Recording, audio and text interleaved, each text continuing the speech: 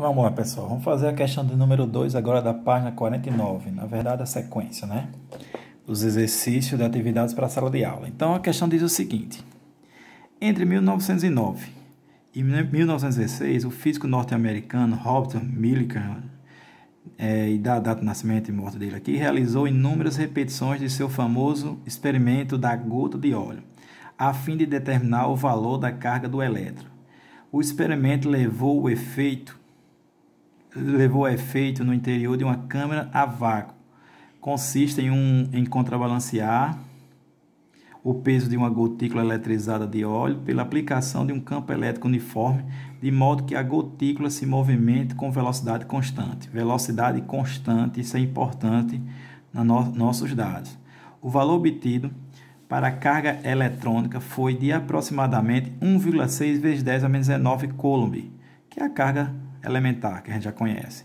Suponha que numa repetição desse experimento, uma determinada gotícula de óleo tem um excesso de 5 elétrons, então o número de elétrons é igual a 5, e que seu peso seja 4 vezes 10 a menos 15 newton. Nessa circunstância, para que a referida gotícula se movimente com velocidade constante, de novo, a velocidade constante, a intensidade do campo elétrico aplicado deve ser de aproximadamente, e aí aparecem as opções.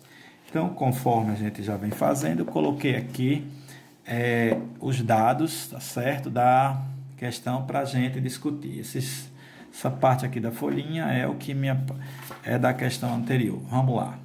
Vamos começar a pensar em função do que nós temos aqui. Então, olha só. O valor da carga obtida, 1,6 vezes 10 a menos 19 coulomb, tá certo? Ele diz que para 5 elétrons, a gotinha de óleo tinha 5 elétrons. Então, N igual a 5. O peso da gotícula, né, da gotinha, 4 vezes 10 a menos 15, da gota como um todo, né? 4 vezes 10 a menos 15 newton. E ele diz que a velocidade é constante. Ele pergunta qual é o campo elétrico para se movimentar com velocidade constante. Vamos imaginar o seguinte.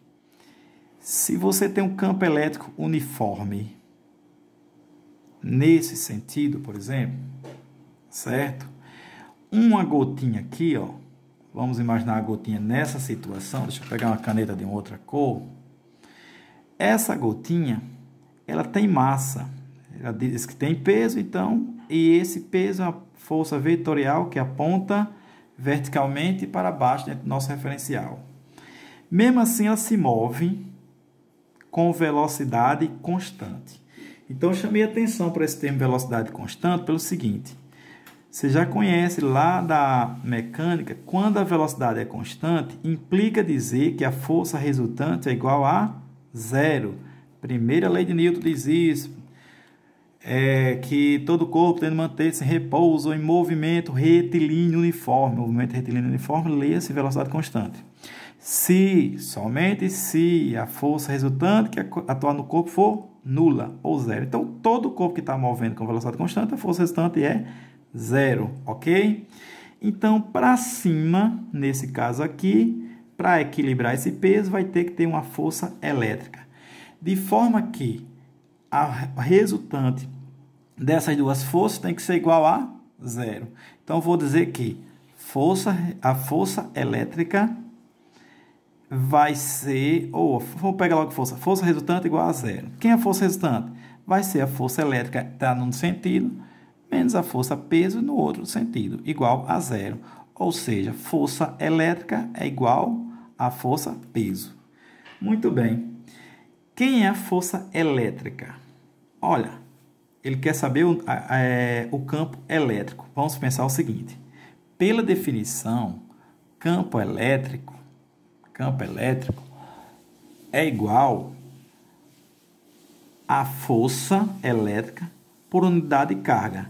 Logo, meio pelos extremos, posso dizer que, perdão, eu inverti aqui. Que vezes, não, estava certo, eu que dormi. Força elétrica, campo elétrico é força elétrica por unidade de carga, desculpa. Então, vamos lá. Meio pelos extremos, eu posso dizer que essa força elétrica é igual a Q vezes E. Ok? Então, eu vou substituir esse Q vezes E aqui, ó. Q vezes E, isso tudo é quem? A força elétrica, ó, Q vezes E, onde esse E é o campo elétrico. É igual a P. Daqui eu quero saber o campo elétrico. Vou logo isolar. Campo elétrico vai ser P dividido pela carga. Agora vamos prestar atenção no seguinte. Isso é carga de um elétron, tá certo? Mas ele disse que tinha 5 elétrons. Então, vou dizer que esse campo elétrico, substituindo os valores, o peso vai ser quanto? É 4 vezes 10 a menos 15, dividido para... Quem é o valor dessa carga? O valor dessa carga é 5 vezes a carga elementar, que ele diz que tem 5 elétrons, então 5 vezes a carga elementar. Quem é a carga elementar? 1,6 vezes 10 a menos 19, Coulomb, aquela coisa toda, né? Então, vamos fazer essas contas. A gente vai chegar ao quê? 4 vezes 10 a menos 15, 5 aqui vai dar o quê? 8 vezes 10 a menos 19. Eita, agora vamos chegar que o valor desse campo elétrico vai ser igual a 5 vezes 10 a terceira, tá certo? Volts por metro. Essas contas vocês conferem com calma, faz com calma, tá certo? O importante para esse momento é muito mais a gente acompanhar o raciocínio físico para chegarmos até ela. Então, esse é o valor do campo elétrico, ok?